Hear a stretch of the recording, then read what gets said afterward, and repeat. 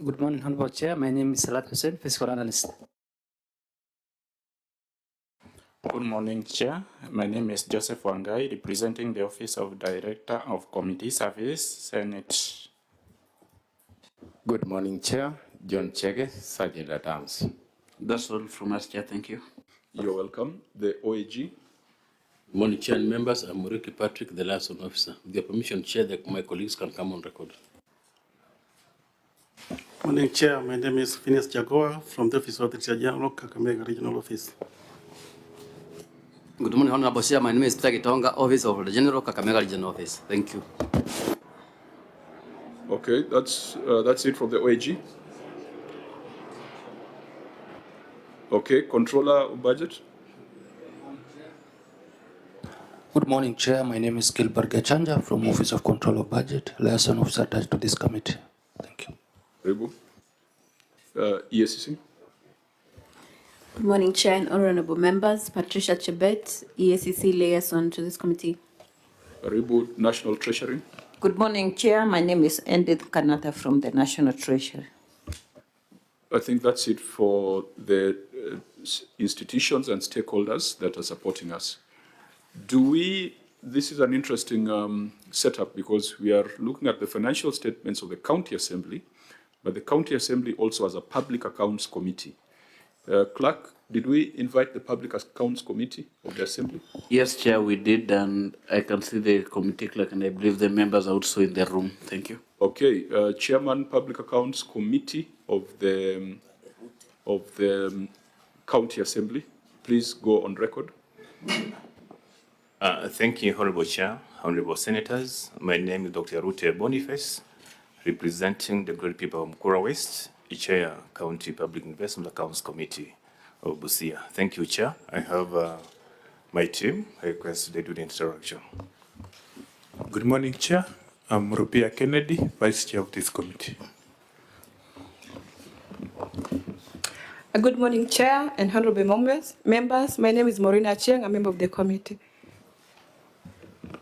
Good morning. I'm Beatrice Akinyo-Popo, member of this committee. Through the chair, my name is Honorable Amalo Isaac, member of this committee. Thank you. Good morning. I'm Honorable Helen Achieng Oduor, member of the committee. Good morning. My name is Sagai Wanda, member of the committee. Thank you, Chair.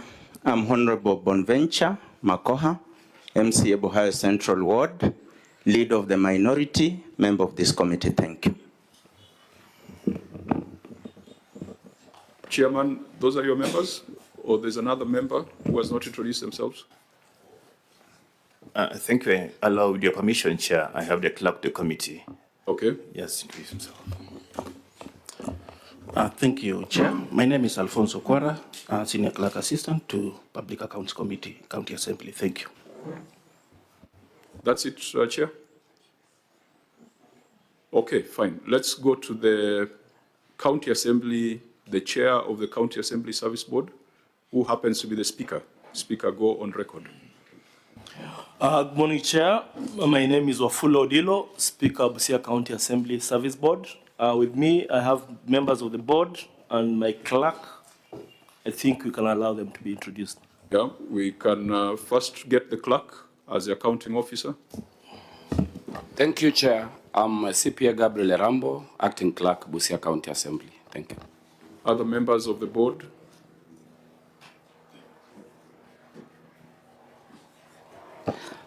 Thank you, Chair. I'm Honorable Arenda Silvanus, representing Bunyala North Ward in Bunyala Sub-County and the Vice Chair of this ward. Thank you.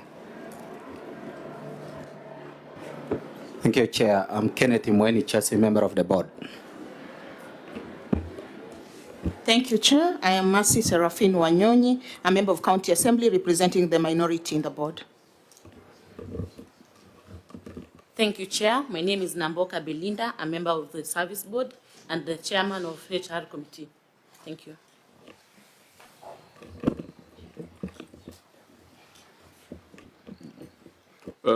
Mr. Speaker, is that the totality of your delegation? I also have my technical staff with me here. Probably I'll let them also introduce themselves. Okay, please proceed quickly. Thank you, Chair. My name is Samuel Odima, an accountant.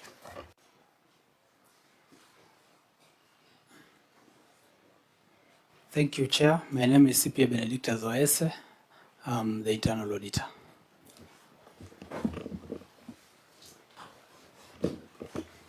My name is Catherine Escut, Kasib Secretariat.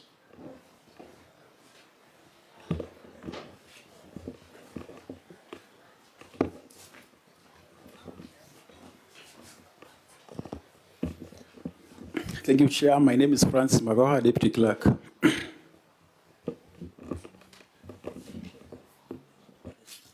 Okay, I believe that everyone has introduced themselves in the room, and those who have not introduced themselves are members of the Fourth Estate who are very welcome to transmit today's proceedings to the public. Next order would be... Chair, just a minute. I also have a chair of my audit committee is also here. Okay, Chair, Audit Committee. Sorry. Thank you, Chair.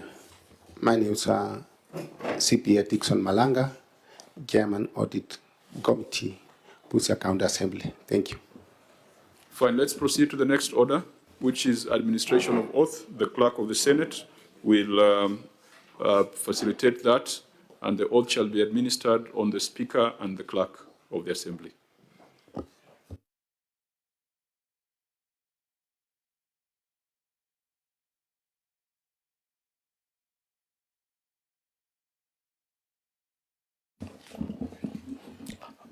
I, Frederick Wafula Odilo, do solemnly swear that the evidence that I shall give before this committee in the respect of the matters before the committee shall be the truth and the whole truth, nothing but the truth. So help me God.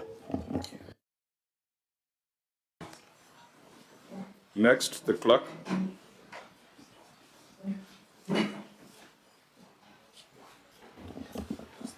Thank you, Chair. I, Gabriel Rambo, do solemnly swear that the evidence that I shall give before the committee in respect of the matters before the committee shall be the truth, the whole truth, and nothing but the truth. So help me God.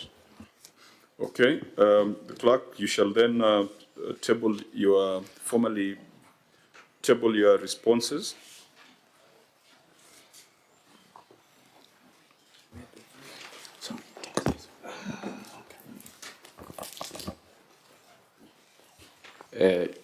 Mr. Chairman, sir, I hereby table the following documents before the committee: management responses and accompanying annexures for the report of the County Public Accounts Committee on the report of the Auditor General on audited financial statements for the County Assembly for financial year 20 of Busia County Assembly for the financial year 2023-2024. Auditor General, can you confirm your readiness to proceed? Thank you, Honorable Chair. I confirm that we received the responses and supporting document on time, verified them, and we are ready to proceed. Clerk of the Senate. Thank you, Chair. Yes, I can confirm that we received the documents in time as prescribed in our letter inviting the County Assembly to appear before us. Thank you. Okay, so in that case, I believe, honorable members, we can proceed with the interrogation. But before we start, Chairman of the Public Accounts Committee, you may update us on whether you have looked at this report and whether there is any resolution of the House on it. Thank you, Chair. I want to confirm that the Committee of the Assembly and Public Accounts has intensively interrogated this report. However, we've not been able to table it due to the congested time constraints that we had. But we have a draft report that's been adopted by members, waiting for presenting to the whole House. Thank you, Chair. Again, to repeat the conversation we had 2 days ago, we said that if you carry out this exercise outside the constitutional timelines, you're going to have a problem in terms of enforcing your recommendations. And so, whereas whatever you're doing is still good from an oversight perspective, but you'll have challenges. The minute you're going to recommend that the clerk be investigated and prosecuted, it will run to court, as it happened in Nairobi, that the recommendations were made outside time. So we will continue to emphasize, as we had agreed 2 days ago, that let's try and do these things within the prescribed timelines. The Senate took the view, because of limited time, our view was we adopted the report of the Auditor General as was. And so, unlike the executive, where we sought written responses and had some appearances, for county assemblies, we adopted the reports as they were. Now, that's allowed. In a place like Uganda, if Parliament does not act on the reports of the Auditor General within a certain time frame, then the reports are adopted. It's almost like statutory instruments, where if the delegated legislation committee does not take action, or Parliament does not take action within a certain time frame, then the regulations are deemed to take effect. And the chair of delegated legislation is Senator Gataya, Senator Mwenda Gataya Mofaya. So we have come to Busia not just to fight and find fault, but we have come to Busia to share knowledge and experience. And I am sure that there is something we can learn from you that perhaps we are not seized of as a Senate. So I thought it would be important to emphasize that, because you have only one county assembly, we have 47. You have only one county executive, we have 47. So time should not be a challenge, unless there are monkey games that we have seen in some counties where the clerk refuses to schedule the matter to appear on the order paper. Is that a problem in Busia? Chair, that is not a problem in Busia.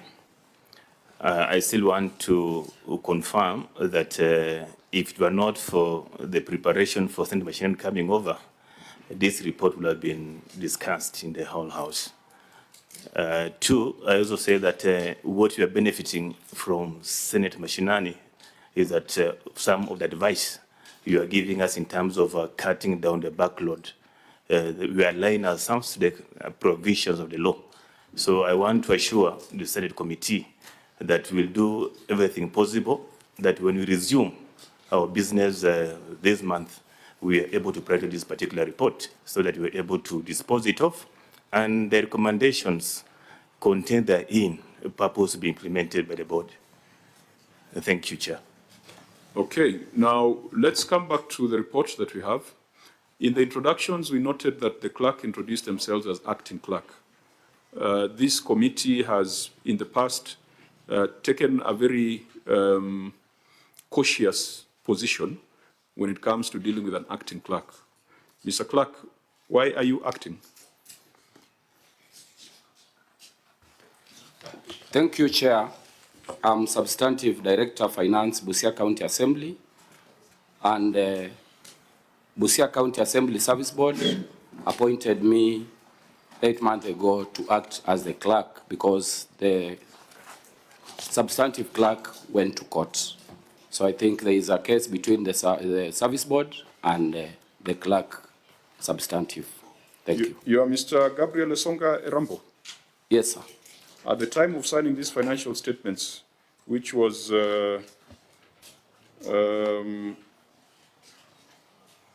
very way back, more than 8 months, you signed as the acting clerk. So for how long have you been acting? Remember your oath. Thank you, Chair. As I've stated, I've been acting for the last 8 months. Can you just give us the date of your appointment as acting clerk so that we can work it out? Because I see your signature here as acting clerk in the financial statements that were done last year. Thank you, Chair. I think I've carried the letter. If with the authority, we can share the letter. Just give us the date. It does not have to be complicated. The When were you appointed as acting clerk? Last year, 30th September. So that cannot be 8 months. We are in October. That's 1 year. Sorry, Chair, for that date, but it's 30th. So, Speaker, why do you have an acting clerk for a year?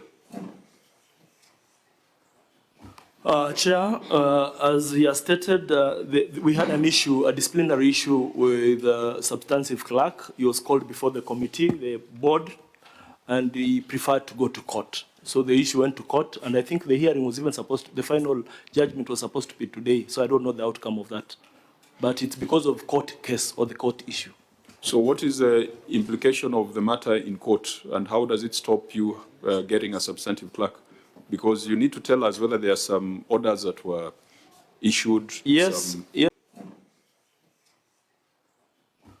Chair, as he has stated, we had an issue, a disciplinary issue with the substantive clerk. He was called before the committee, the board, and he preferred to go to court. So the issue went to court, and I think the hearing was even supposed to, the final judgment was supposed to be today, so I don't know the outcome of that.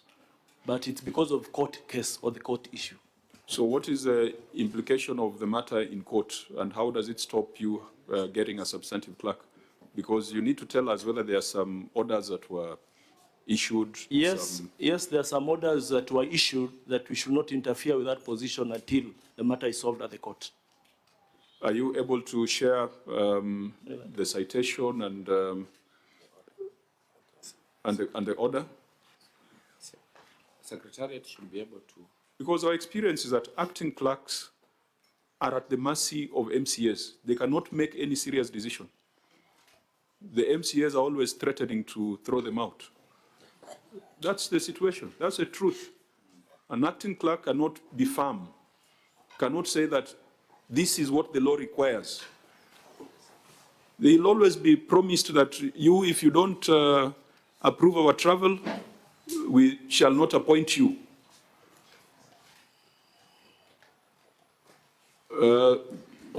Am I speaking to reality, or this is just in other counties and not Busia?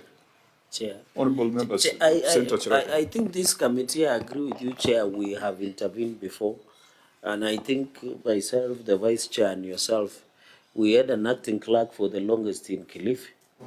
And you remember on several occasions, she acted for more than 2 years, if I'm not wrong, until the committee did direct otherwise. So, Chair, I think what we need to get is that court order that says status quo be maintained. Then from there, Chair, you can rule on the way forward, because if the matter is active in court, although it does not preclude us from considering matters that are before this committee, it will inform the committee.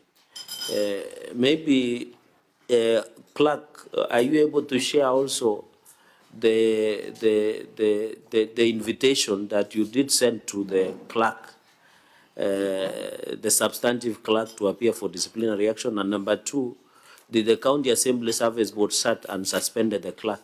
Or you just woke up and just walked to the court? What was the basis? And Chair, on a lighter touch, I was informed by the area senator that 70% of the MCS are graduates. So maybe Busia County Assembly are a bit reasonable when it comes to a clerk, but that's a story for another day. Chair, just give me some time as they bring those documents, because I was not prepared there, but my team is going to fetch the documents and bring them right now. Yeah, as we proceed with the other matters. We want to be seized. You know, it's quite important. It's quite substantive. There are cases where we have terminated proceedings when we are not satisfied why a clerk is in an acting capacity. And I think, again, as I said, we are here for experience sharing. I have seen very bad behaviors in county assemblies. I have seen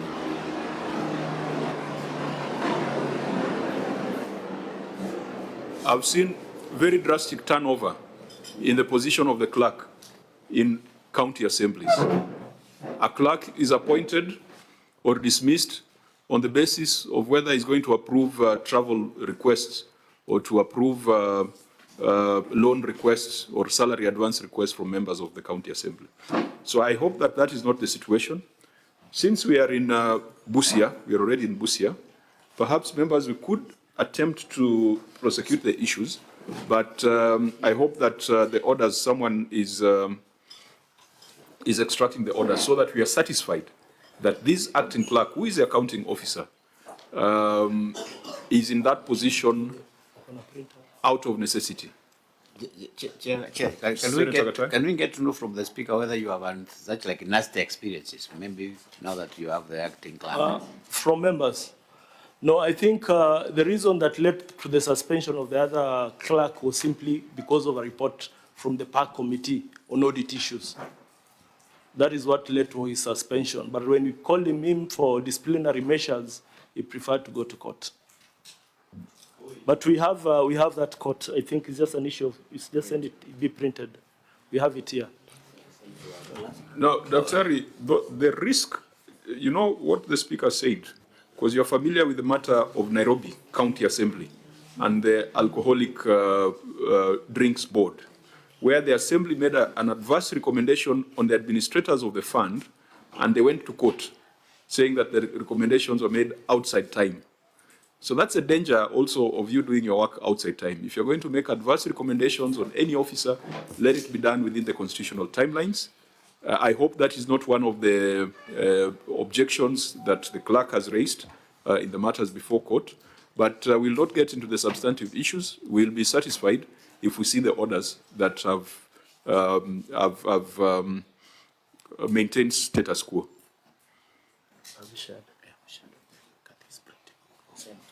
They have shared it, they're printing it. It's coming any minute from now. Okay, so then in the meantime, members, Senator Ambua? I just want to make a comment that, I mean, it doesn't have to elicit a response. I've just looked at the management structure of the county assembly. I've got a feeling that committee services are not being given the status that they deserve. It's an opinion that I have. Because I see you have a deputy clerk in charge of plenary services, but for the committee services, it's headed by a director, way below a deputy clerk. My opinion, just my opinion. Now, a lot of work in the assemblies and even in parliament takes place in committees. So we just consider having a deputy clerk in charge of committee services. That's just an opinion. Speaker? I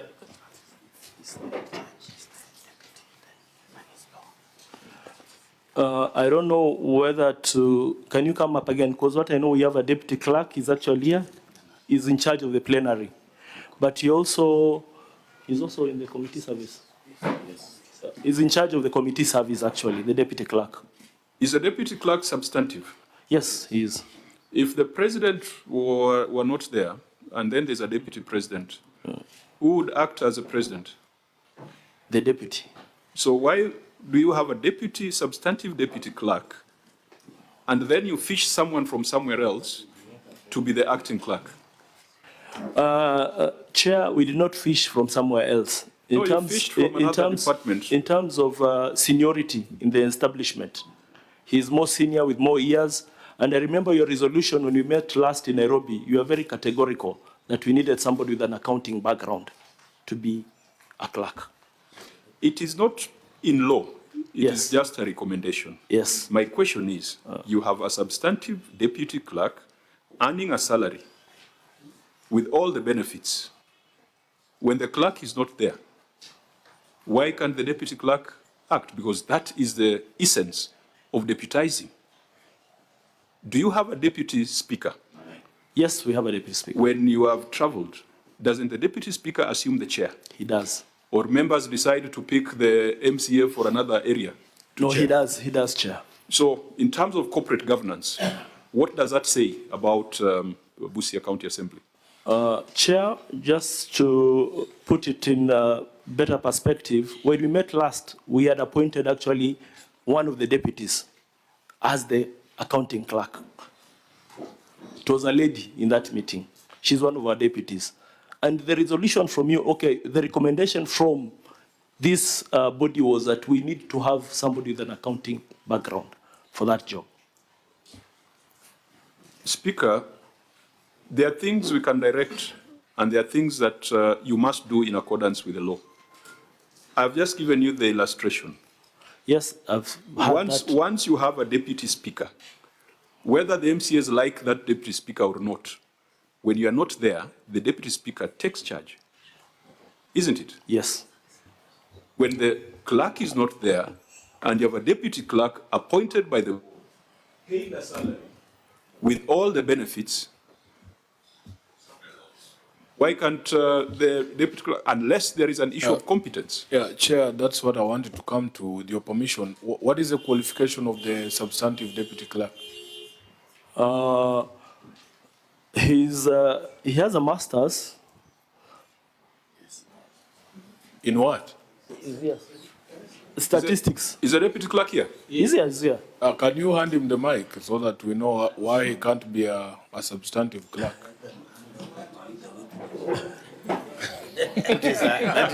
It indicates. See where they have sent the deputy clerk to. He has a master's, but he's sitting in the back row. My goodness. That's another indicator. Yeah, we need to know whether he's a He ghost should be worker. sitting next to the clerk. Yes. Sure. Yeah, just tell us the. You know, there's a story in the Bible about where you sit before the owner of the ceremony asks you to come at the front.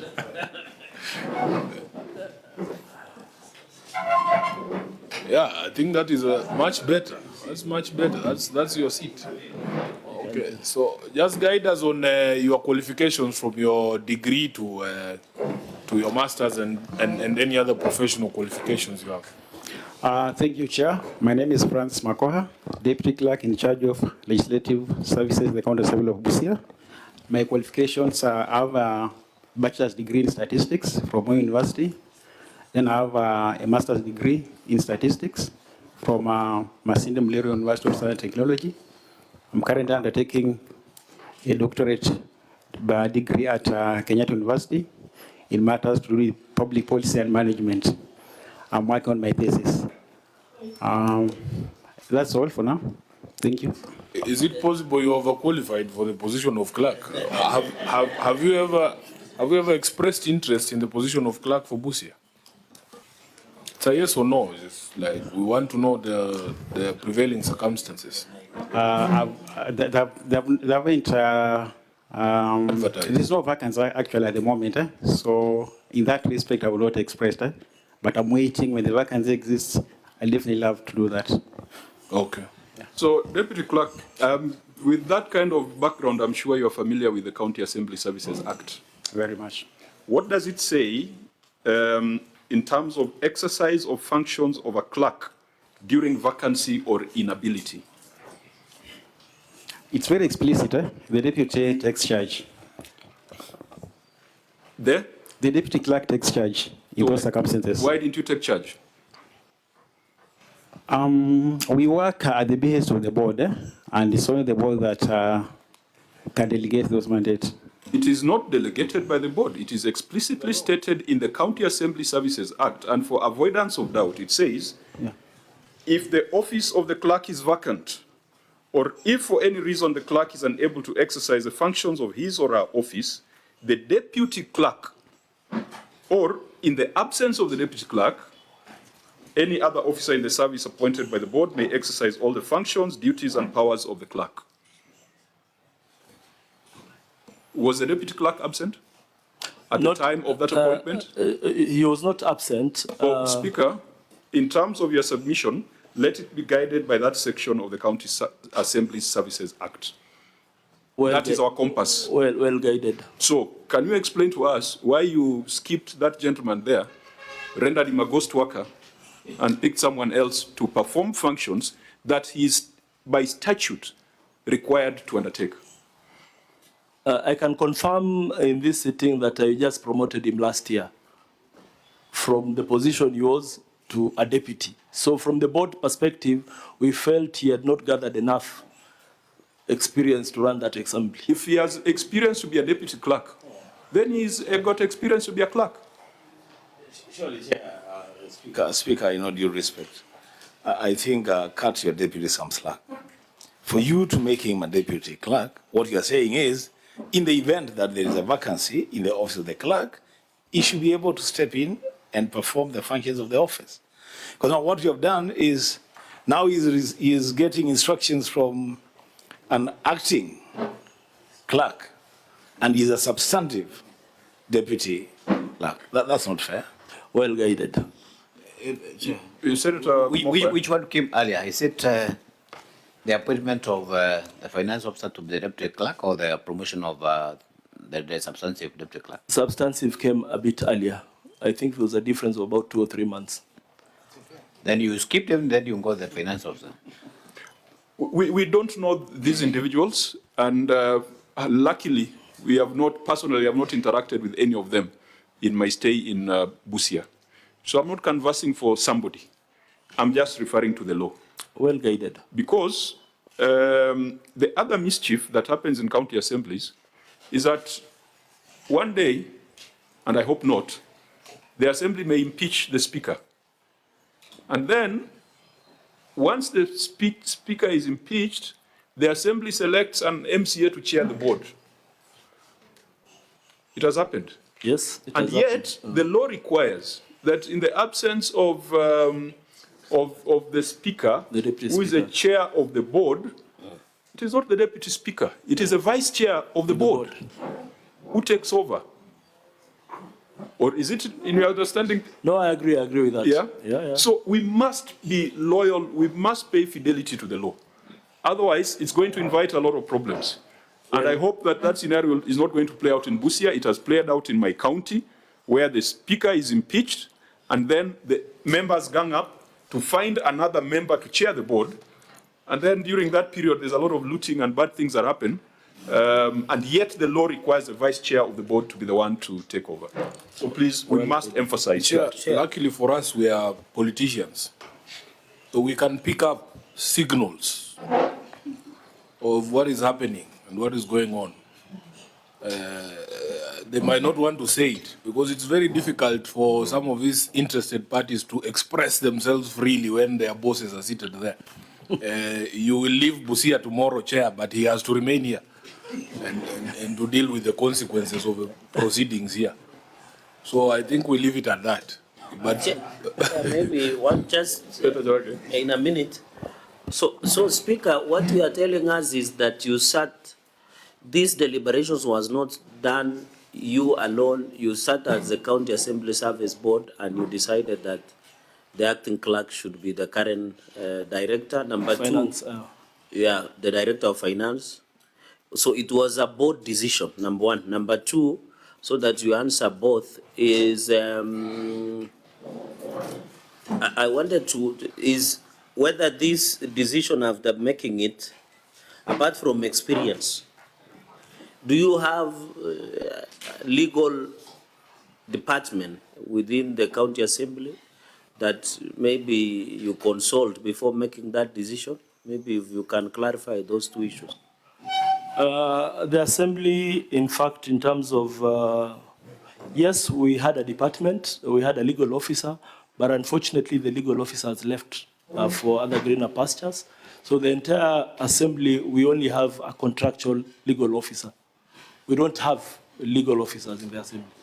What about the decision through the chair? Was it a board decision or you as the speaker? It was the board decision.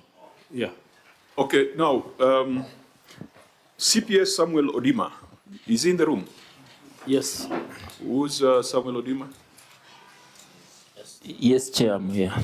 You're also acting Assistant Director of Finance? Yes, sir. Why are you acting Assistant Director of Finance and not substantive? Actually, I was also appointed by the board to be the acting Assistant Director of Finance.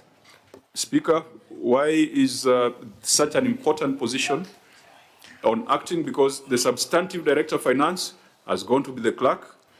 You don't have an Assistant Director of Finance, is in acting position.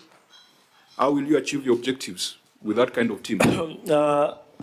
Chair, there's an audit report, the one that we dealt with you at the Senate back there. The recommendation that time from that report and what the House passed that time was to put the officers, 2 of them, out of office as investigation go on.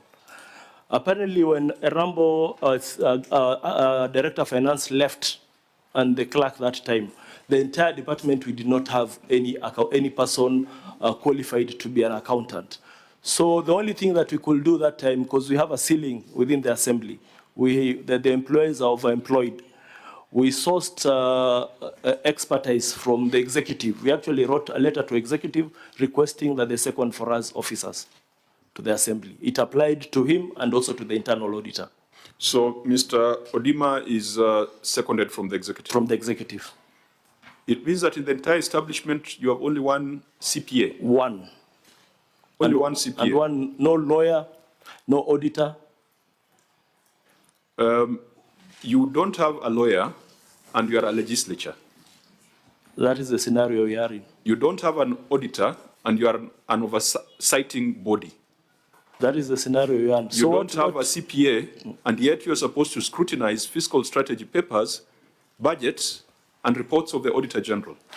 Unfortunately, that's the scenario we are in. So who have you employed? Are you just employing people to play football for the assembly team?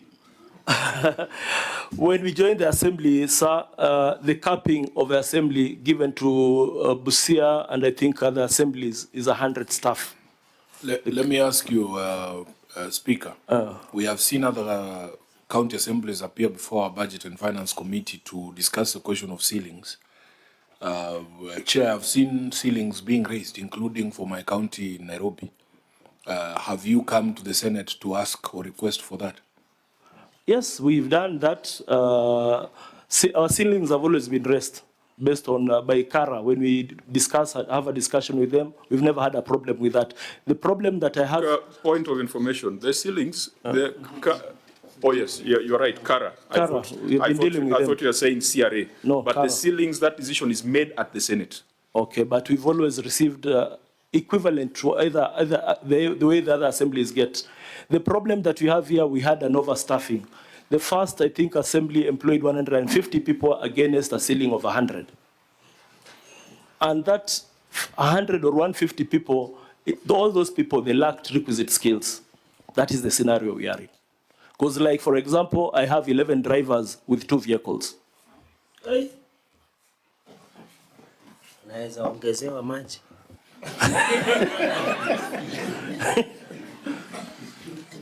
So, yeah, Speaker, it's good to describe the problem. Yes. But it is you and your board that must solve the problem. Yes. It is not the Senate to solve that problem. 11 drivers, 2 vehicles. That is waste of public resources. I'm told there's this permanent and pensionable issue. There's we have 2 cases live actually at the court where 2 people, they tried terminating them under permanent and pensionable. The case has been dragging for the last 7 or 8 years. And the way I'm seeing it, we are not even winning that case. So I don't know how to place myself. Well, how do you even begin to win? You don't even have a legal department. No, we've been having one until I think 2 months ago. Okay. Just one person. And you know, one person serving an entire assembly is also not easy on legal issues. Chair, maybe, so what is, when you say you have 2 vehicles and 11 drivers, when you tell them to stand, what do they stand against? Number two, Chair, you know, Senator Sifuna had requested I ask only 2 questions, so this will be my last. Number 6. I have a 6th question. No, I think it's not idle talk, because if the governance arrangements are wrong, yes, then everything else is wrong. Yes. So my only question is on this aspect of staff establishment. So who are your majority staff? Because you are told by OAG there are 128. So who are these people?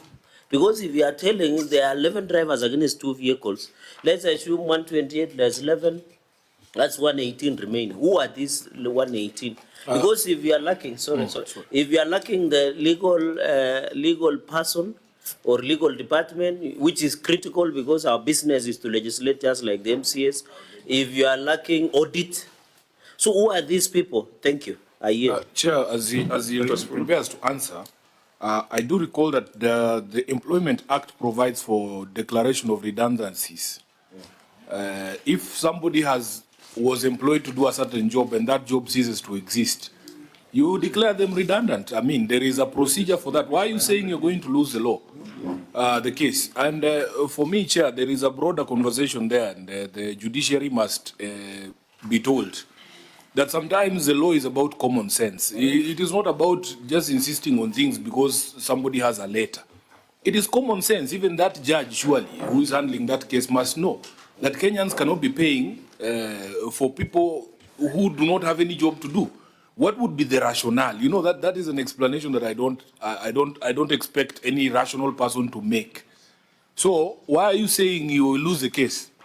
I'm saying that because I think so far there's a ruling that was made against one employee, and we again reappealed. Not myself. I found the case active. So it was reappealed, and the person still is yet to be totally sent home. So, Chair, what we can do for the people of Busia, Clerk, Speaker, write to the Senate citing that frustration. In fact, the delay in delivery of or conclusion of those cases, 9 years, we will write to the Chief Justice herself to offer an explanation to people of Busia why a simple employment matter like that can take 9 years in the courts. That's how we can help you. Number two, the law is there. Which lawyers are these you are using? You can declare redundancies clearly. The judge herself should come and show us how she will allocate those 11 drivers on those 2 vehicles. It's impractical, and it is just common sense. This is why some of us, you know... And that's why we struggle to fix this country, man. And we struggle with okay, I don't go to that line. Yes. But let's deal with the ones that is in our hands. Yeah, it's obvious the speaker is okay, Senator Gataya. It's obvious the speaker is paying ghost workers. Now that you have 2 drivers against two. That is a true definition of ghost workers. Yes. They're there. So when they report, what do they do? When they sit on the bench outside the assembly. I've been seeing them there. When you give them other assignments, we've actually given some staff different assignments, only for them to go and come back with medical letters and letters from, is it Labour Office? They should be given more lighter duties. So you wonder now which other lighter duties. That is unacceptable, Chair. I think for the people of Busia, this is something that the Senate must do to cure. So, Chair, I think you need to tell us the composition of this 118.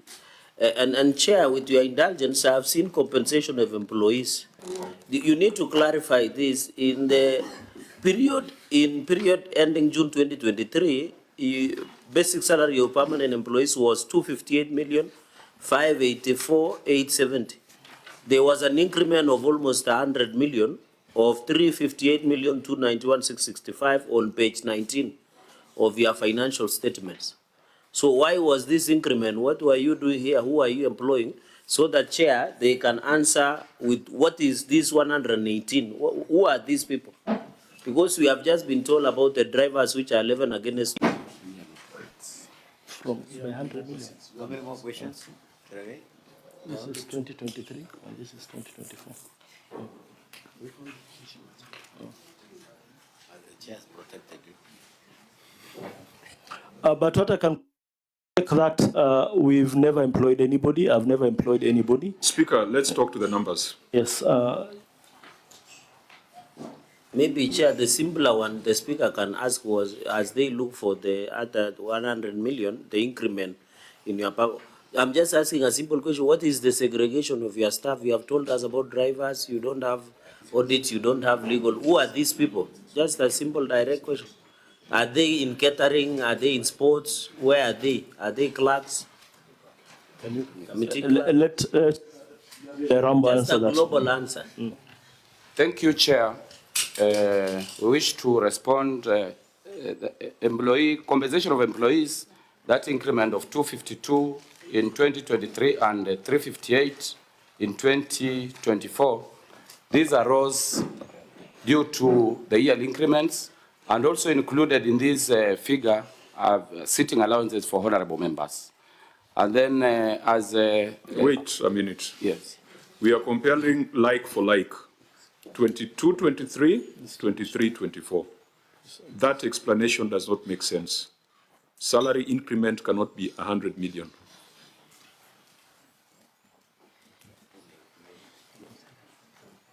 Thank you, Chair. And that's why we've said that particular component has included other issues as pertains to salary. There is a lab trust is there, lab fund is there, and other The salary. essence of accounting, yes, comparative analysis, is that all those things that you're talking about, if they were in 2023, 2024, they were in 2022, 2023.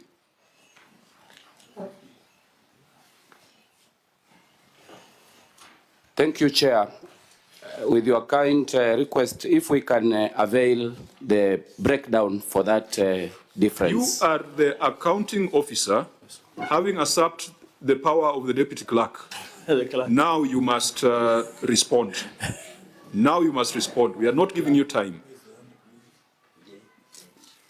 Thank you, Chair. And that's why we were seeking for the breakdown of the 352, the three, it is not the breakdown. You are comparing like for like. In the previous year, the amount was 252 million. True. The next year, it was 358 million. Yes. Like for like, same factors. So if there was a 100 million increase, it's either you have employed more or you have done creative accounting. This was, thank you, Chair. We have not employed any. Let me try to help you, I can. Clerk, we are saying there is a rise here of 100 million, okay? In that rise, you haven't mentioned it yourself. You said lab trust, you have said allowances. So tell us, 2022-23, lab trust, 10,000. 2024, an increase of 15,000.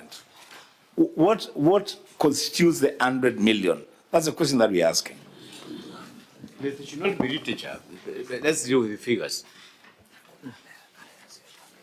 Because the speaker cannot express frustration over that matter, and then we come to the numbers, and the numbers are not adding up.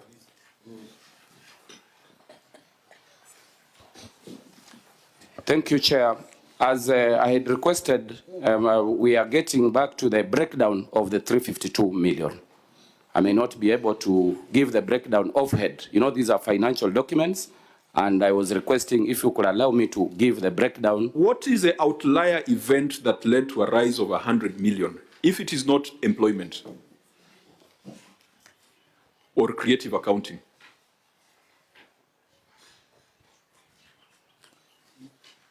Again, Chair, what do they expect us to do? Just take these figures? I thought these documents. Just say it's 100 million and that's it? Why do you want to go and do that now?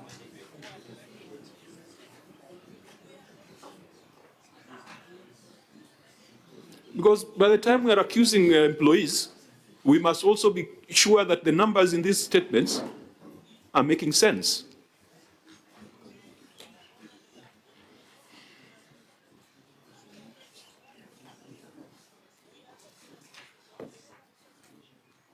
Honourable members, we have a site visit to undertake in the next 22 minutes. But these matters that we have started with are so significant that if we gloss over them, then we'll not have done justice to the employees, because it cannot come out of this meeting that we have defined employees as ghost workers when the numbers here also do not tie up. We can only make that declaration when you are certain that the numbers are adding up.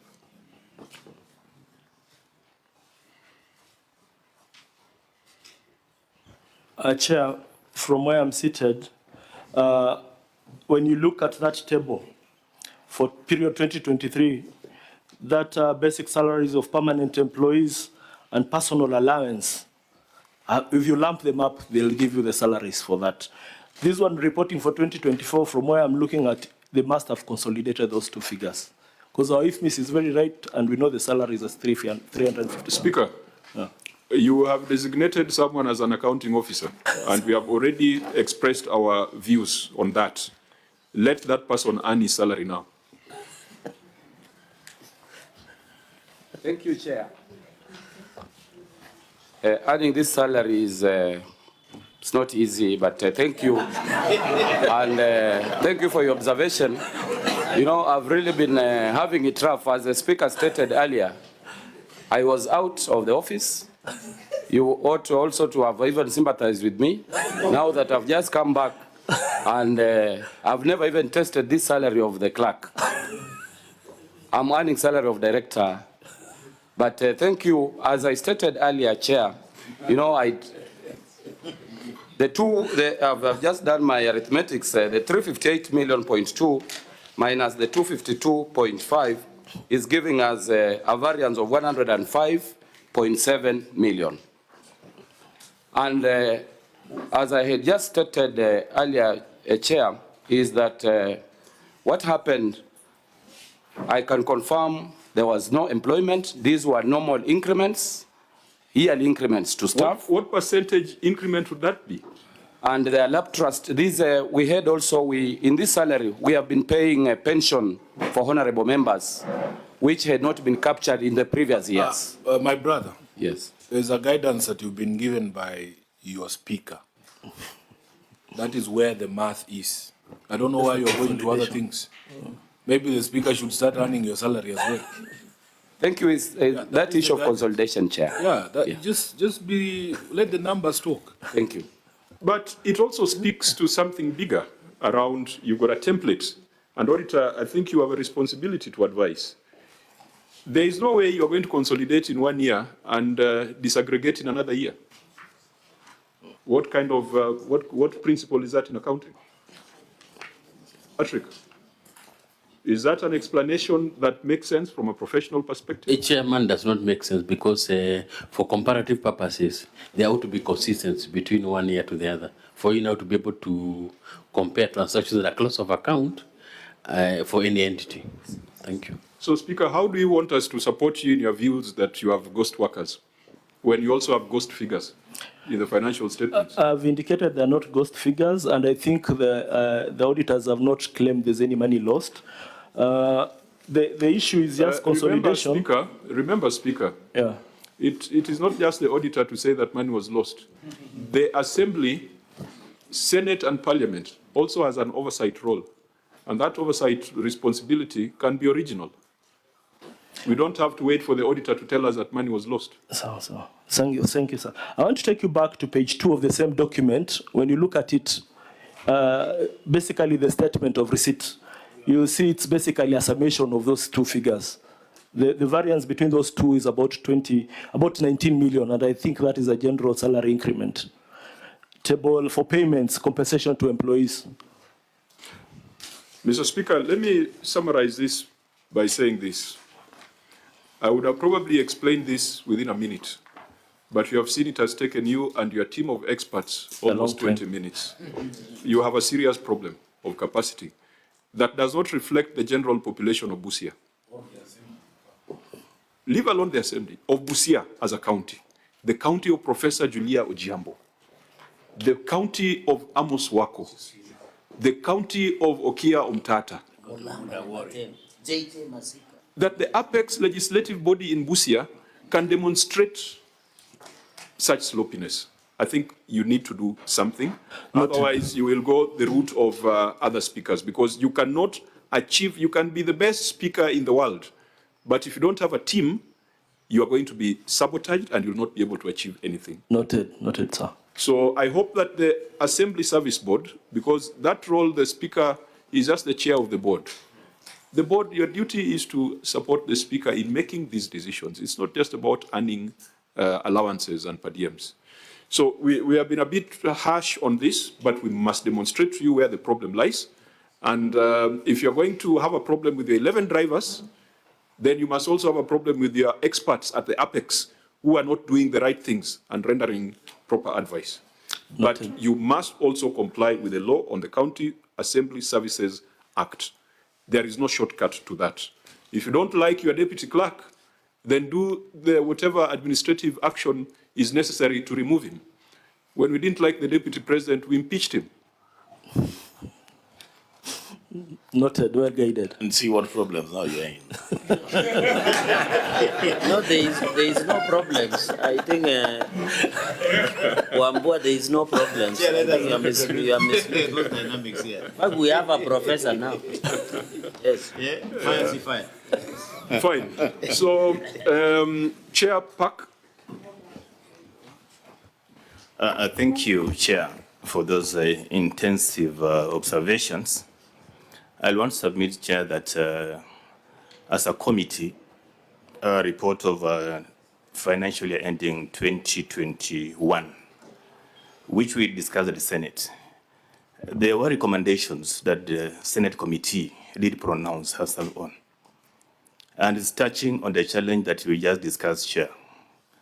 One among them was the issue of unaccounted for money, that I remember that time you gave a direction that because the committee was not able to give and understand the figures, we recommended for forensic audit, and you did recommend to the office of the Auditor General to take up the matter.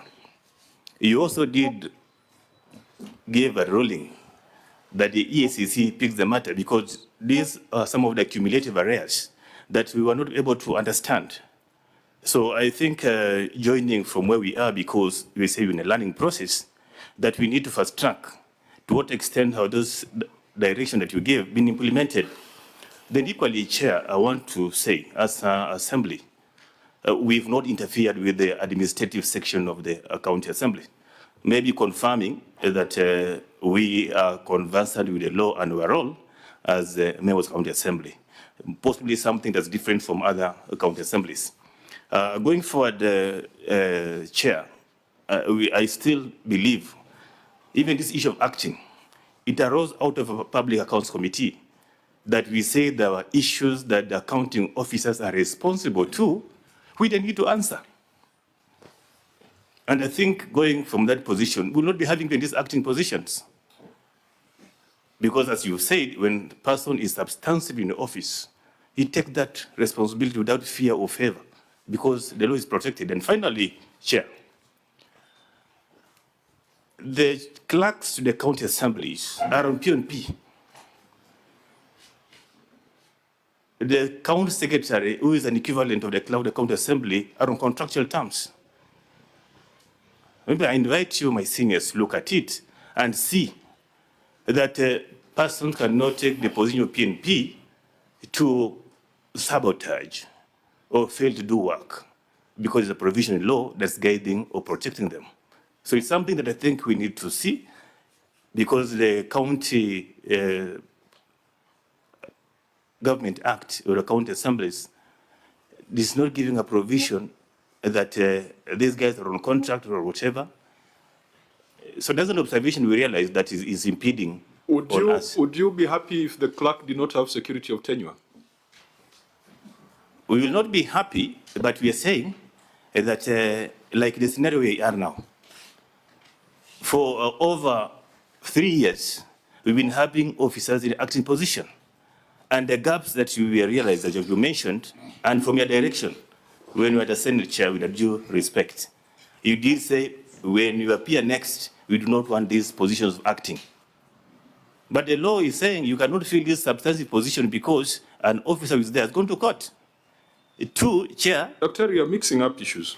And I know the other day we said today, we'll probably have more of a conversation, yes. Which is fine. And that's why I've given you time, because it's also capacity building.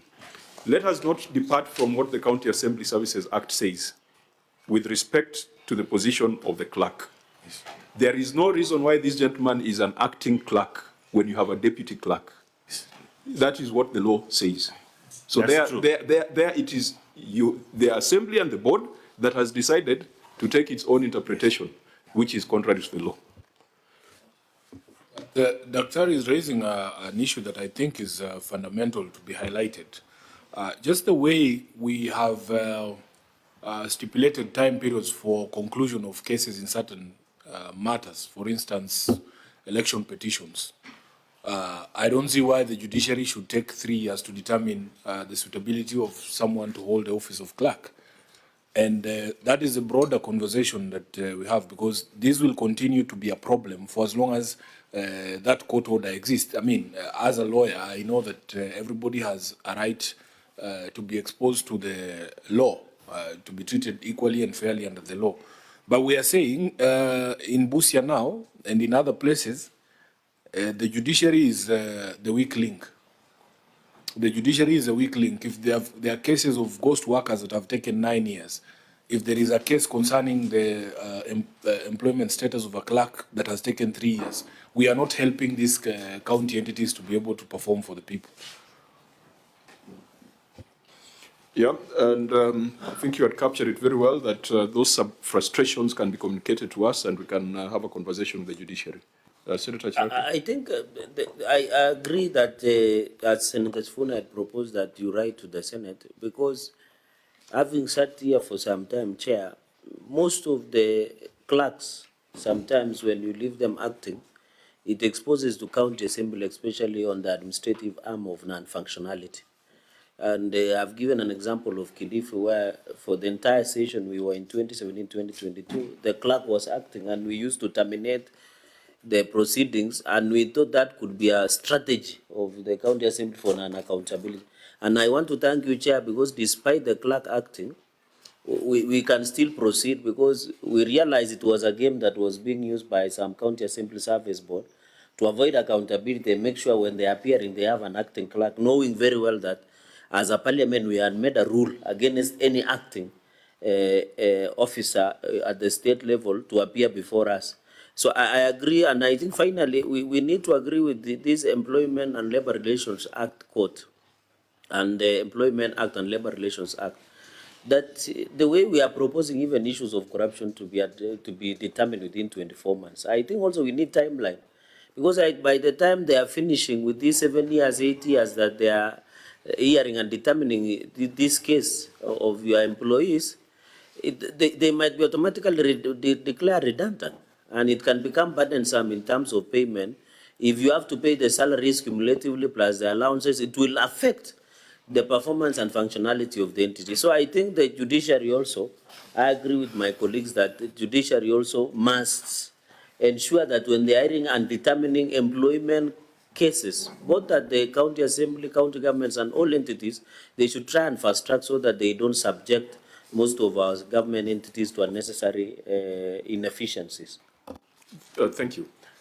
I think we now come back to the numbers. We have looked at the general governance structures and arrangements, and I hope that we'll take note.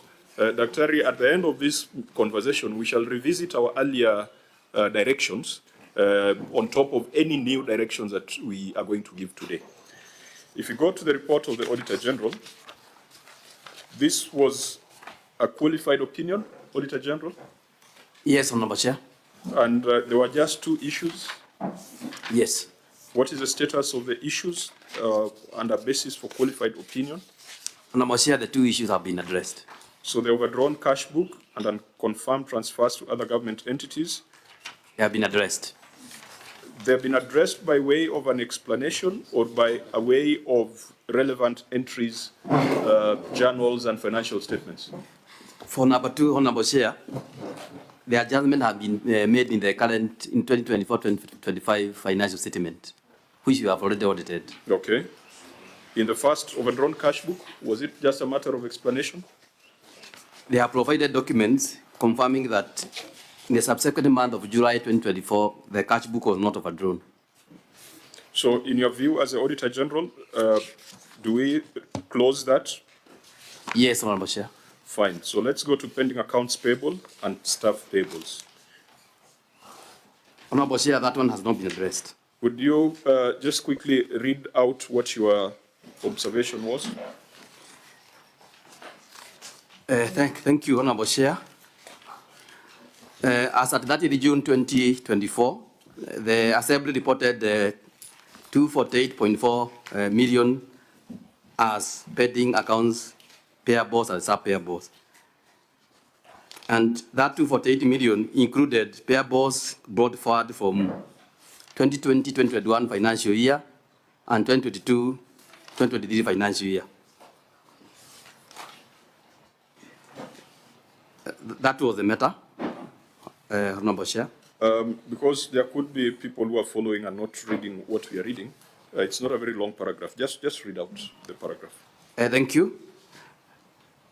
Pending accounts payable and payables, note 1 and 2 and the other important disclosure to the financial statement reflect a total of 214.4 million in respect of pending accounts payable and staff payables. Included in this amount is a brought forward balance of 150.6 million, addition during the year of Kenya shillings 124.4 million, and payment made during the year of 26.6 million. No explanation was provided on the failure to clear the long outstanding bills brought forward. We relate the periods between financial year 2020-2021 and 2022-2023. Had the bills been paid and settled during the financial year review, the statement of receipts and payment would have reflected an enhanced deficit for the year of 257.7 million, instead of the deficit of 9.3 now shown.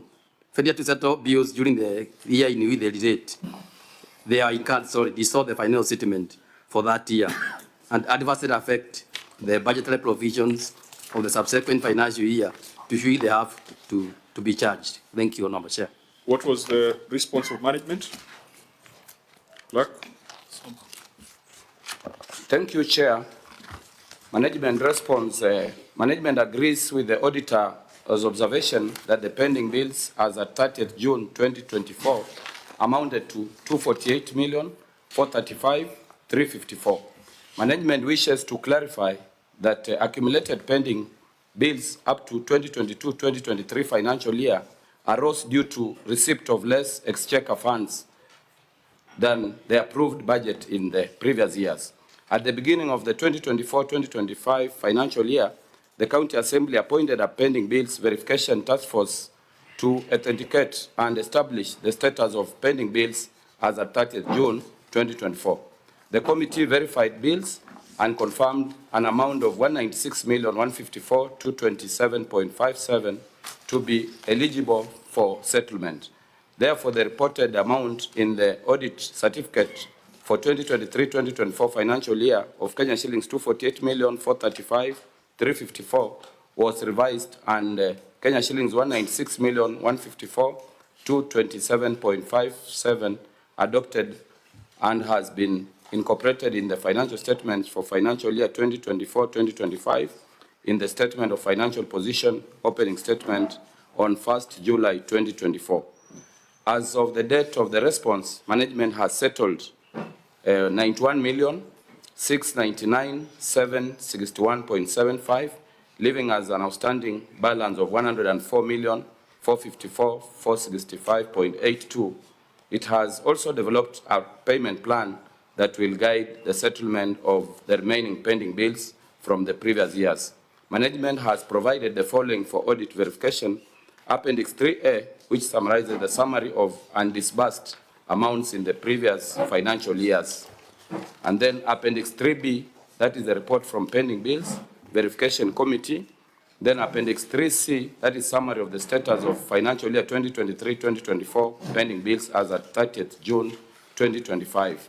And then Appendix 3D, that is financial year 2023-2024 pending bills repayment plan. Thank you, Chair.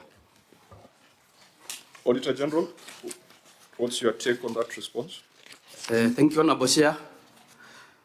The management has indicated that 104 million has not been paid as at the date of the response. Number two, Honourable Chair, we have not been given supporting documents for the payment of 92 million to support management response. Honourable Chair, number three, we have not been given evidence that when the committee was doing verification internally, they circularized the debts to the entities that owed the County Assembly, confirm whether or not services, goods, and works were delivered. Therefore, the matter has not been addressed. Now, Clerk, your Annex 16 or Annex 1 on analysis of pending accounts payable, you have 16 million that has been pending for more than 3 years. How do you explain that, an assembly having pending bills for more than 3 years? That is pending accounts payable, construction of civil works, and supply of goods.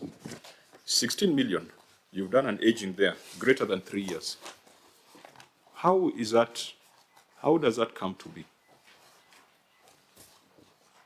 Sorry, Chair. That is appendix, maybe, if you don't mind. Your annexure on analysis of pending accounts payable in the financial statements.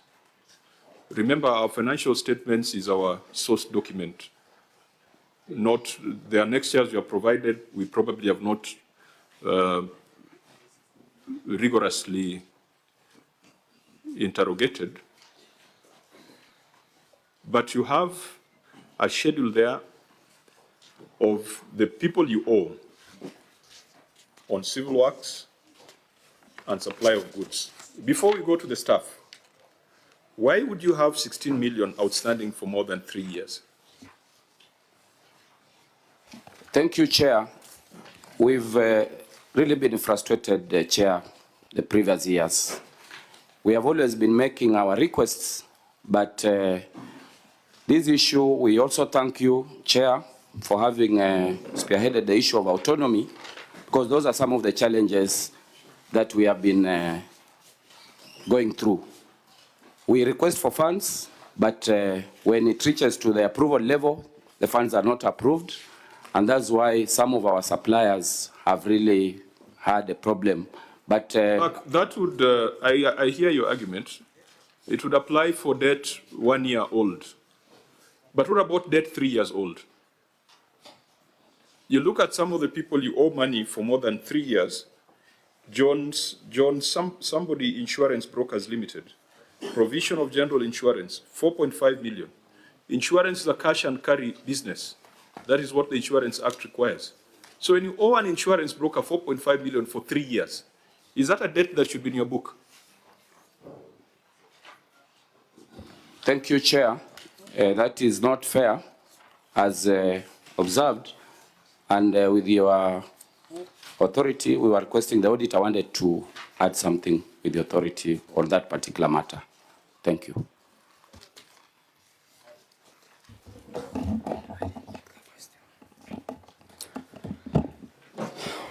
Thank you, Chair.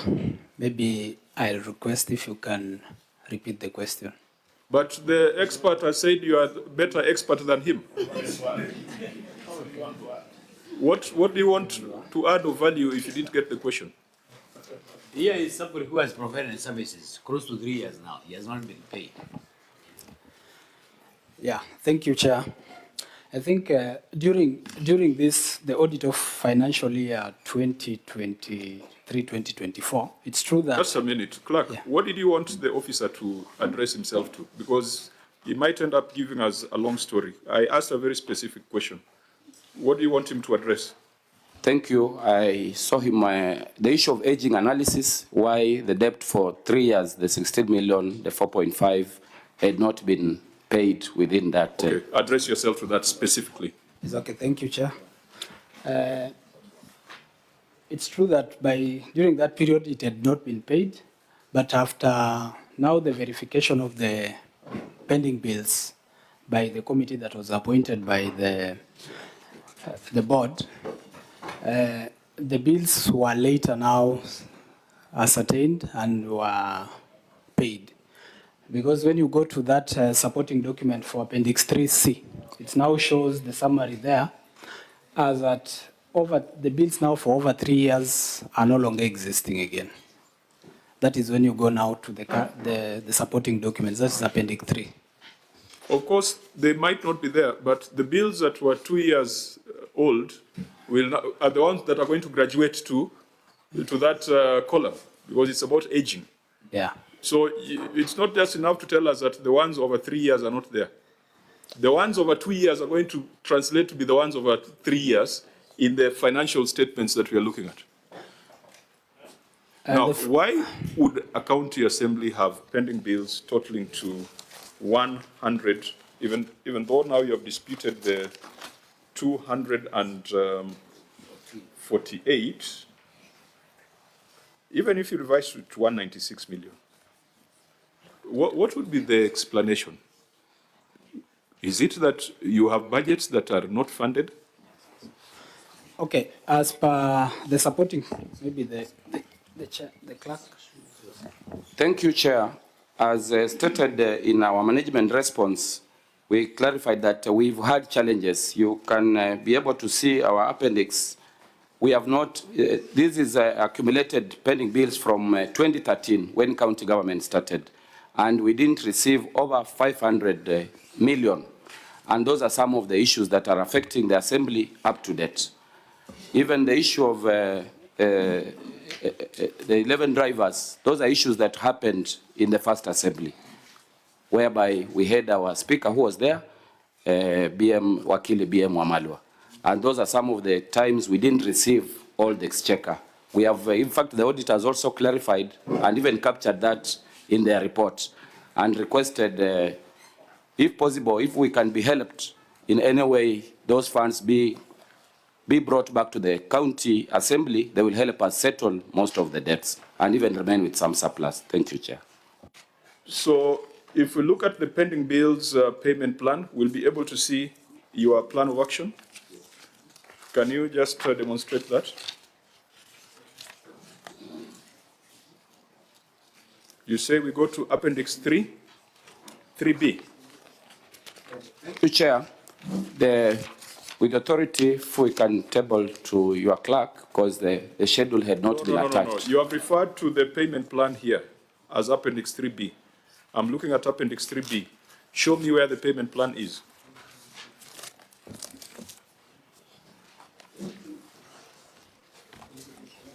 Because if you have a plan, then we can hold you accountable on that. Chair, we had a plan. It's actually on 3D, but this plan was not realistic. I mean, we cannot pay 100 and... Where is the plan? It's Appendix 3D. B for boy. D for dog. D? Yes. We cannot pay all that money in 1 year. Whose plan was it? That's what I'm saying. I think at this level, we said we should be able to be realistic and see how we are able to sort those bills. You know, I've asked a question, Chair. So you say you have a plan? Yes. And you're direct as to where the plan is. But you are saying the plan is not realistic. Whose plan was this? It was ours, and we have to accept mistakes sometimes. Or you're disowning it now, you're saying? No, we are saying it might not address. Maybe next year it might call me again and ask me, why were you not able to pay this? So I said, I'd rather have a very realistic plan that can work. You're saying you came up with a plan that is not realistic? It is very, what can I say, optimistic, very optimistic. You don't know whether you can get that money or not. But the plan is there, it's attached. If it works... Speaker, the things you are telling us, if you are sitting in Nairobi, would not be acceptable. We might just extend a little bit of leniency because you gave us your assembly for machinery. They can kick us out. Yeah, and you can kick us out before we are done. But what you are saying does not make sense. Yes. You cannot submit a payment plan to the control of budget, then come before the Senate to tell us it was not realistic. That is not acceptable. Apologies for that. It is defeatist. If it is unrealistic, it goes back to the conversation you have had for the last 1 hour. Who prepared it? I'm seeing prepared by 3 people. How can 3 gentlemen sit down to prepare a plan which then is unrealistic? What are they doing? Thank you, Chair. What we were kindly requesting is when we had a meeting with our control of budget, trying to see if we can be able to help us get those funds that had not been remitted in those earlier years, 2013 up to 2016, we prepared that plan based on that they will help us get those funds, the 500 million, so that we can be able to clear this. But sitting with them, they said we are not. They wanted also to seek authority from Nairobi, a Senate, and that is the county treasury. So they were very much reluctant on answering that query of the undisbursed exchequer releases of those early years. And that's why we were not sure if it could be sorted out. Thank you, Chair. So, Chair, then my last question on that issue would be, so what value do you attach to this plan? Thank you, Chair. We revised, now based on the 104 million, gave it every year, we be at least remitting some amount financial year 2025, 2026, 2026, 2027 for 5 years. No, I'm saying, yes, for purposes of our conversation here, and Chair, maybe you are saying the things that you're saying about where we are seated, because this should elicit serious conversations. You have referred us to an appendix, your own documents. You are saying those documents are not realistic. I'm asking you, for purposes of our conversation, what is the value of the appendix that you have given to us? You know, you're holding another document there that nobody knows what it is. We don't have that document. The document that we have is the appendix that you have referred us to. What value do you attach to this appendix? Thank you, Chair. And that's why the issue of, we had also involved even our committee chair, audit committee chair, to also continue helping us also liaising with the control of budget, the chief of staff finance and the executive, so that we are sure.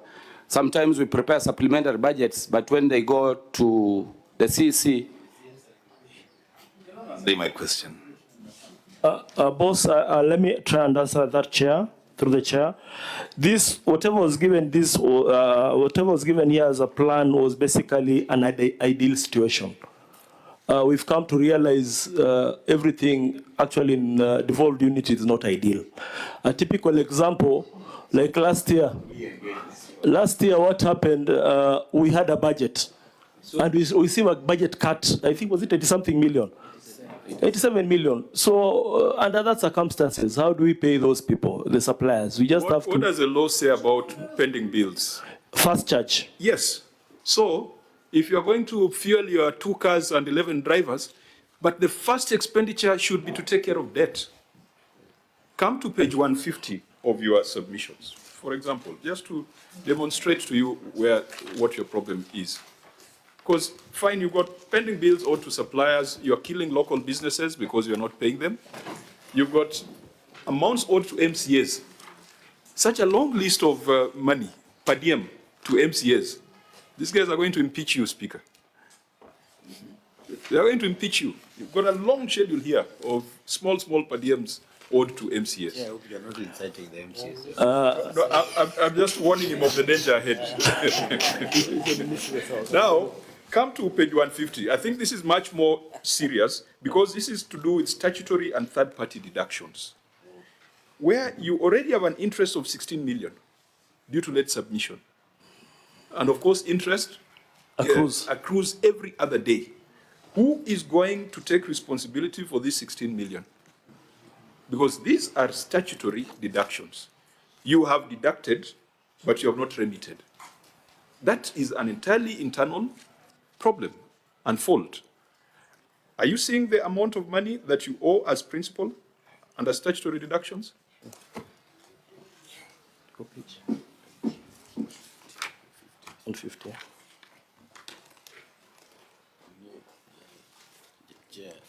Senator Mofa? You know, Speaker, you have disowned this document. So what do you want us to consume? So what do you want the committee to consume? No. This one, if he disowns, he'll be running away from I'll not disown this. Statutory reduction, when we came into office, we've had these pending bills. What's the amount right now? So is it 16 million? What? 79. 79 yes. million. Yeah. How much has it accrued in terms of interest? 16 million. Now, look at something like VAT, pay as you earn, withholding tax, deductions that are part of salary. How much have you not remitted?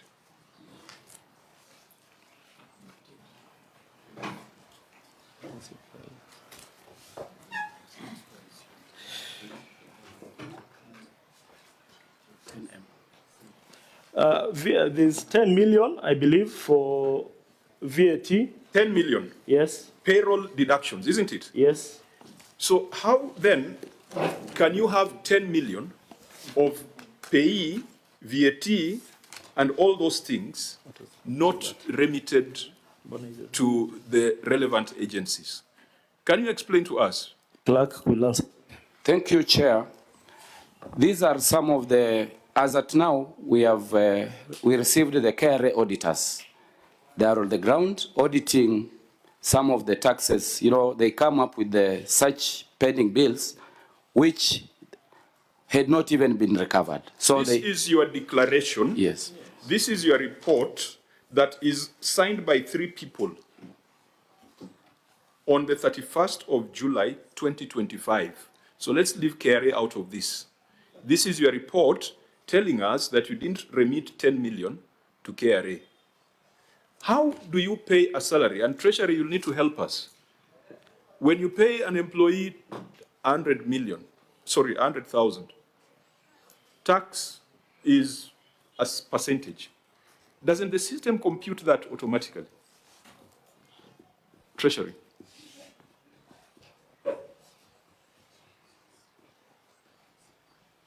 Chair, basic salary, that is the payment for the salary. It goes together with the payee. What the counties do, they disperse the net, they are left with the money for the deductions. Obviously, that system will not take the money to the bank. It is us who will take from the bank to the bank. Is that lawful? No. So when they remain with the money, they use it for other things? Yes. So that is... You know, Chair, that's what I wanted to say. Why don't we call these things what they are? Because if my payslip shows that you have deducted X amount of money, you have to KRA, and you have not done it, that is just outright theft. That's what it is. It cannot be anything else. It's an enterprise. Chair, I'm feeling a bit of deja vu now. Senator Spoon? We have had these conversations with other entities, and the problem that always comes up with the issue of late exchequer releases is that, and Senator Wambua, you know, you're going to be the governor of Kitui. Inshallah. You will be appearing before us, and if I don't win the next election, I might be the chair of PAC. So the problem has always been, and the entities have tried to explain, Chair, we have had this conversation that they go and source money to pay net salaries because they don't want to take the whole amount with taxes because they will be earning, it earns interest, they have to pay interest. So they pay the employees net, and then when the exchequer releases come, they're able to deal with the statutory deductions. But I thought, Chair, we have completely discouraged counties from taking that route. I think we have had that conversation. There's and a again, problem. That response has not been preferred by the county assembly of Busia. I'm not sure, maybe is that what you're doing? Are you taking loans and paying net and not doing gross? You see, Chair, there is what you call, I think the Speaker called an ideal situation. And we had a debate in the Senate where we were saying, if we wanted devolution to work, we would actually pay counties 3 months. At the beginning of every quarter, you release money for the quarter, Treasury, so that we don't have these stories. At the end of the day, Senator Wambua, these are human beings. They need to pay their bills, to take their kids to school. They need to eat. And the greatest source of impeachment threats is unpaid salaries. If the Speaker here goes 3 months without paying the MCS, he'll be in a lot of trouble.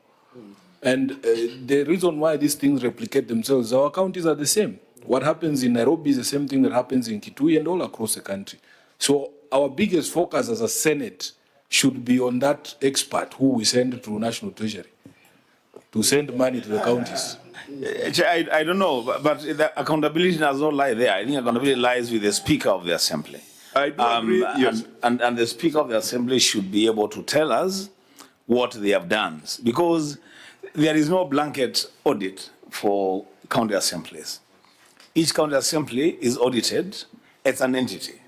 And that blame for me, and I pray to God that the words of Sifuna will come true about me being governor of Kitui County. These are some things that we should never, ever do. I mean, it's outright theft. That's the way I look at it myself. That makes me look at it differently. But that's what it is. That topic is very interesting. Can we get maybe some explanation from the speaker and his team of experts. Through the chair, when we came to this assembly, when I joined the assembly as a speaker or the chair of the assembly, I found 15 months behind statutory payments. Huge, colossal amount of money. So I talked to Lab Trust and I talked to the other, it's called Lab Fund, and we came up with a repayment model. We've reduced that from 15 to 6. And we still, even in this budget, when you look at our budget, we've provided money for that payment. And we also talked, I think that's something we even raised to the president, the issue of interest on Lab Fund. Because we came and realized the first assembly, the exchequer underpayment was almost 500 million. And those people preferred to pay salaries and not these other factors. When we came in, I found 15 months of unpaid statutory reductions. We've reduced that to 6. My hope, and I think in our budget, we've provided that by 2027, I'll have sorted all those pending Lab Trust and other issues. You know, Speaker, the same document, beside the VAT payee and withholding tax, there are also other deductions of 29 million. Other deductions, what could this be? Are these a SACCO, loans, check-off arrangements for staff? Clerk, what are these? Thank you, Chair. These are the other, we have Britam Insurance, there are members who have Madison Insurance, and remitted for those earlier years. So we have our payment So plan. you have 29 million worth of that? Yeah. 29 million? Yes.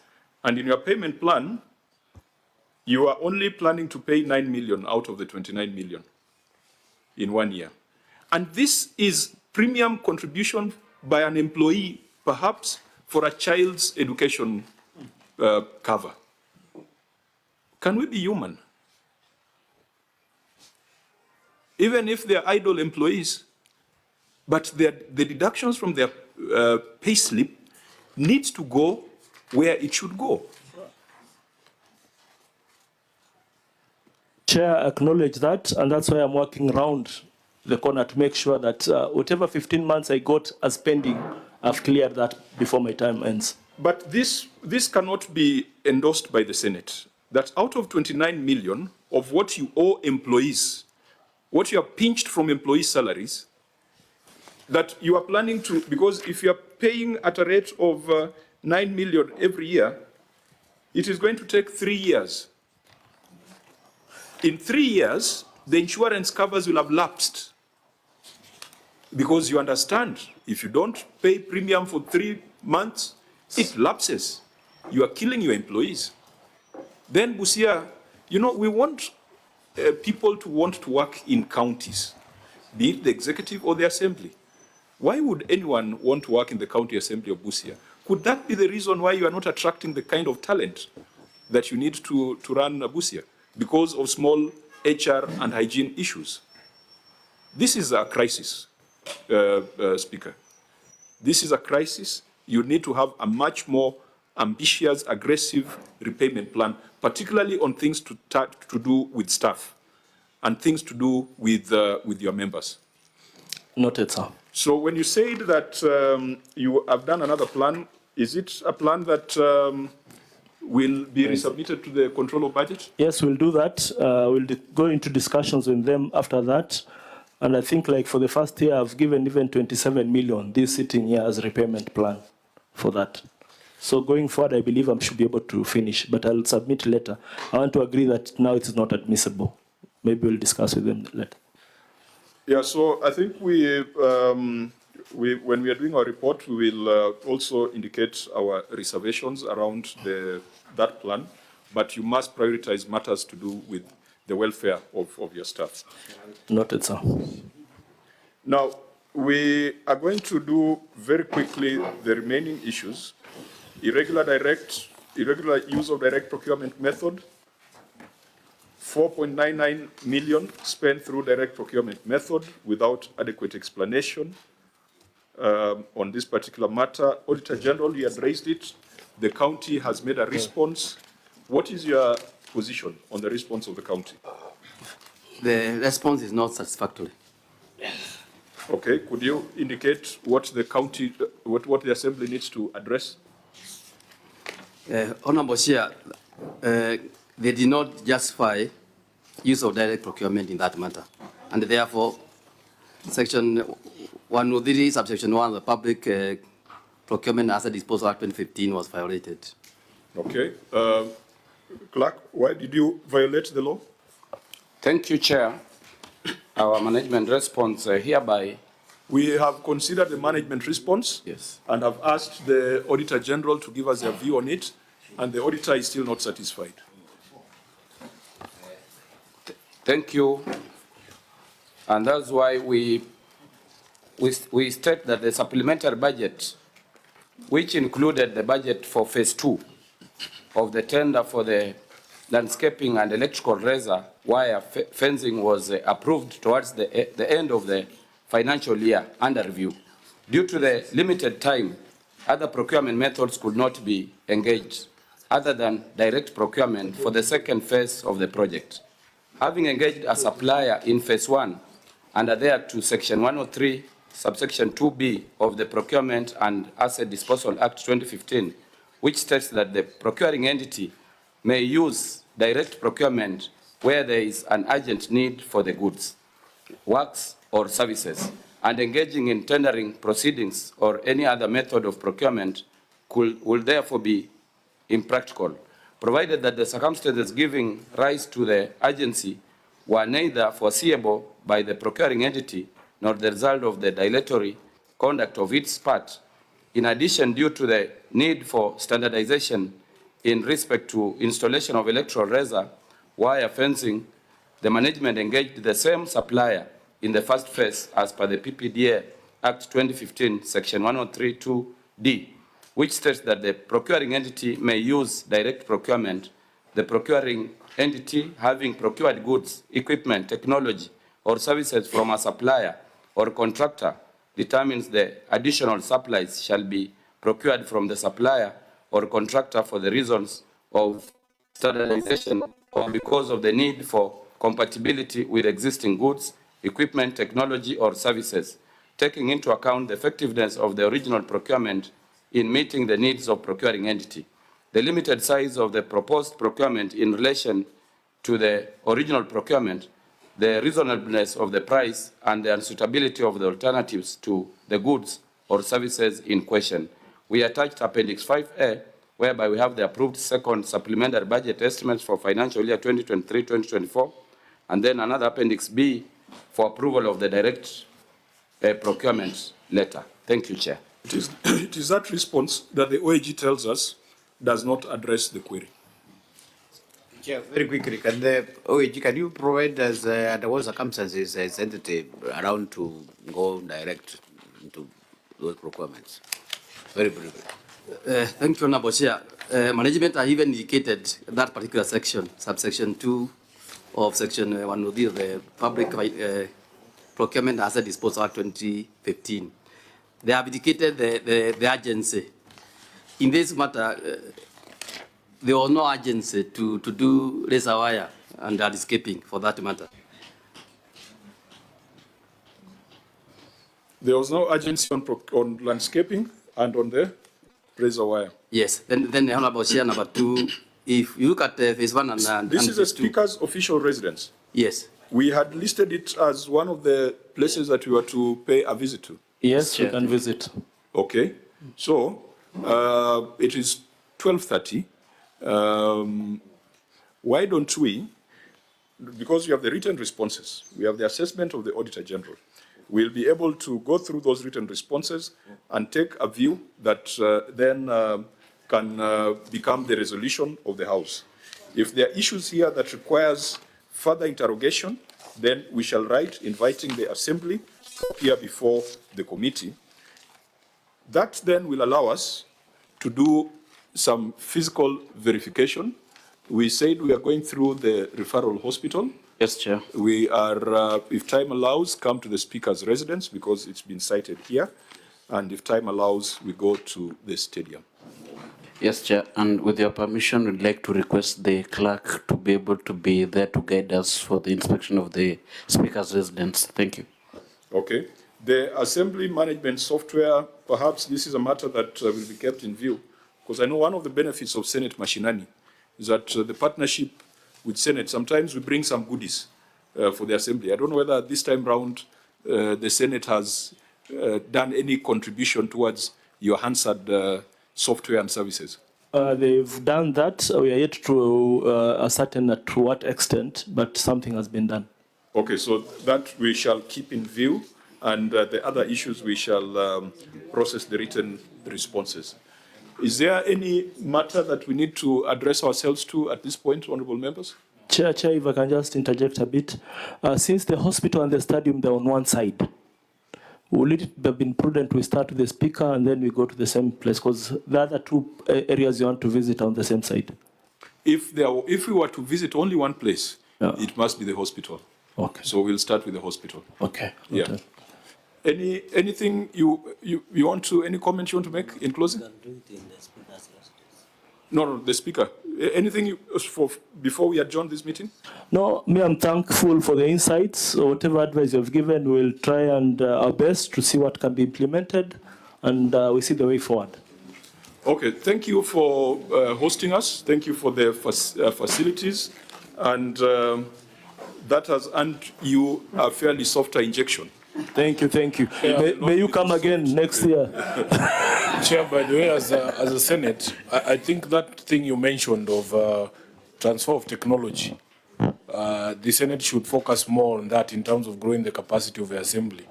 I know our standard gift is that seat that we unveiled there the other day, but honestly speaking, we should do more in terms of transfer of technology. It was not very neat that we have to raise our hands there to catch the speaker's eye. Yeah, so I think that is the one thing that we should give to Busia, and people will remember that the Senate was in Busia. Are these ours, or these are for the Assembly? These are yours. These are ours. Chair, if you can donate, we'll be very happy. Yeah, we need to improve your technology. Before we were raising hands like school children, or we were in Pastor Nganga's Neno evangelism in somewhere in Nairobi. We've done that, Chair. Seattle. The next budget actually has a complete e-parliament system for the full completion of that. You can't determine where to see his... Okay, honourable members, let's adjourn. We can continue this conversation even in the Speaker's residence. Thank you.